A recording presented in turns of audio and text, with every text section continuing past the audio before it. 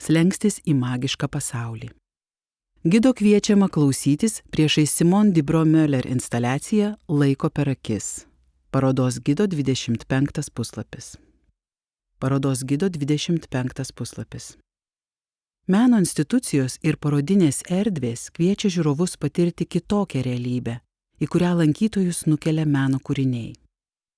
Pažvelkime į juos atidžiau, apmąstykime jų temas ir plėtokime pasakojimą apie pirmosios Klaipėdos bienalės raktinį žodį – tranzitą. Vykstant į naują vietą svarbu ne tik kelionės tikslas, bet ir mūsų judėjimo trajektorija.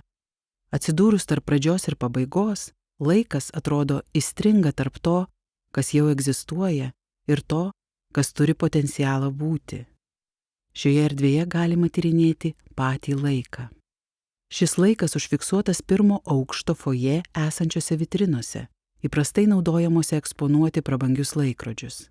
Tai 2023 metais sukurta Simone de Bromöller instaliacija Laiko per akis. Prieikite arčiau.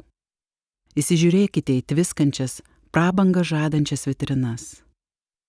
Apačioje galima matyti laiko sankaupas, dulkes. Be šių purvo sąnašų galbūt atrodytų, kad laikas sustojo, kad vitrinos, ką tik buvusios pilnos, ištuštėjo prieš užsidarant parduotuviai.